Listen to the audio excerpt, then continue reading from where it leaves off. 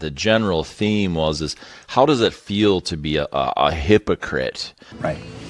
Well, he sounds like a royal dirtbag. I was wrong about something. Magnificent! Magnificent! Magnificent! If we can be with ourselves, if we can understand ourselves, we can love.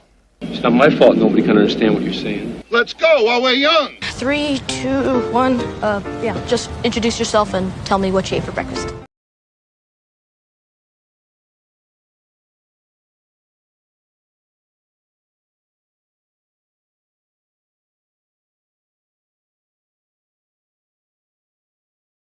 Camera, there it is. All right, hopefully you could hear me.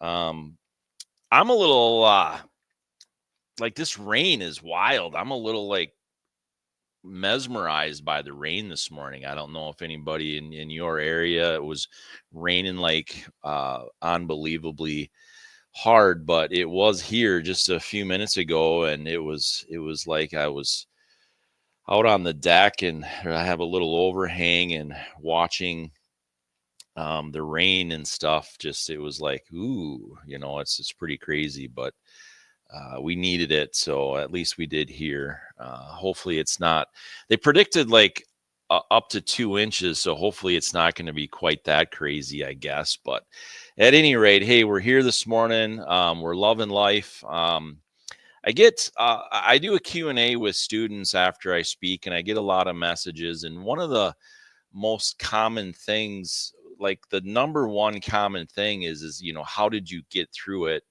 One very specific answer is my faith, and which allows me to sort of open up the door to people and students with that. One of the last speaking engagements of the spring that I did, in fact, this high school student came up and just asked if she could pray for me, and that opens the door to so many just amazing and crazy, wonderful things that I'm going to try not to get too emotional about with you this morning. But one of the things that when you get asked that question by people, whether it be the students or whether it be people on social media, there's a lot of different levels to that. But faith alone, it doesn't. You have to have it, in my opinion, and it definitely sustains me. But you also have to take action. You have to do things to, study the word. In my case, you have to do things to look at and plan.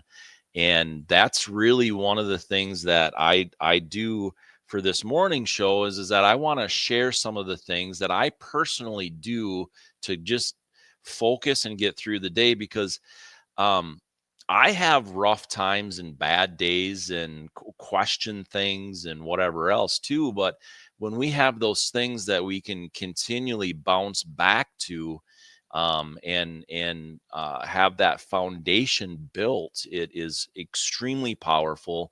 And it is one of the things, one of the many tools that I use every single day to, get me through, so to speak, is that you keep coming back to this. So I had other plans for this morning, but just because,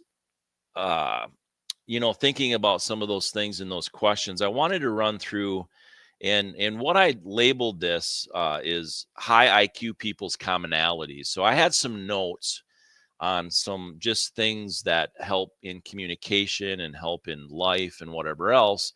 So I wanted to bounce into that today instead. And so in just doing the research, there's some common things that people with high IQs do. And one of them is when talking to someone, try to notice their eye color. That is an extremely powerful thing.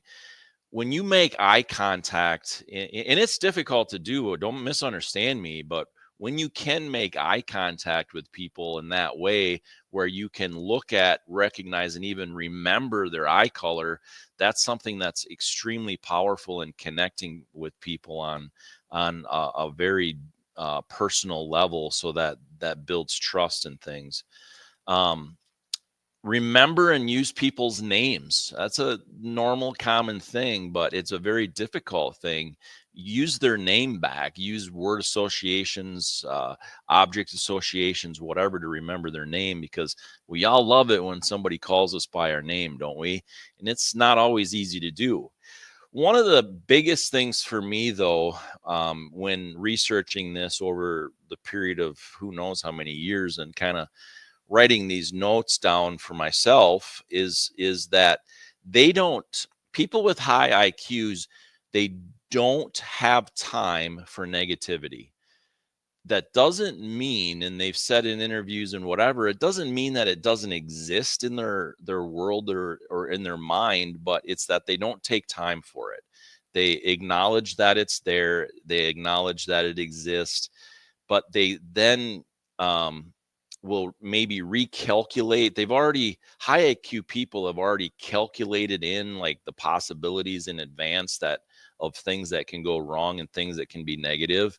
And so they do two things that I've found, is that they take where did their initial plan to negate negativity fail, and then they will either continue on that plan to say, okay, here's where it failed, I need to get back on plan, or they'll restructure the plan so that they don't take time for that negativity. I think that's a very powerful thing that we can all learn from. And so that is one thing specifically that I wanted to share today. That's a very powerful tool for me. If you want to make someone obsessed with you, now this was interesting. If you want to make someone obsessed with you, treat them the exact opposite of how everyone else treats them. It's good to be different. Now, I think that there is just a common thing in high IQ people in general, that they're just different, obviously. And so therefore they treat people differently in general, and not necessarily always good. But it's easy to look at the way you're treated. And if it's not a common way that you're treated, I think that's a very powerful thing, that people can then really attach to you, and you can develop that friendship or relationship, whatever it is you're looking for. But it's a very powerful thing to just, in my opinion, I think we should just all treat people very, very well as we can, with boundaries that we've talked about here on the show before too. Now, here's one that I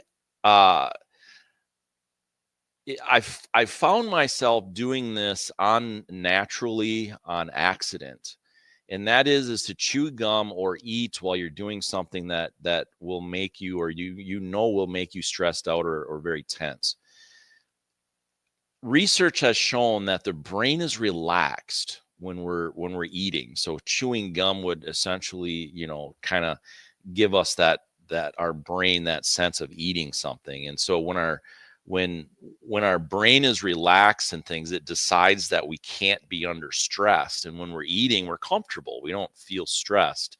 And that's a very interesting and powerful tool. It's not necessarily always easy to pre-plan that and things, but studies have shown that if we can do that, it will help keep us less stressed. And it actually hand in hand goes, when we're less stressed, we'll be more effective. And then one of the most difficult things to do, high IQ people force themselves to smile when they don't want to.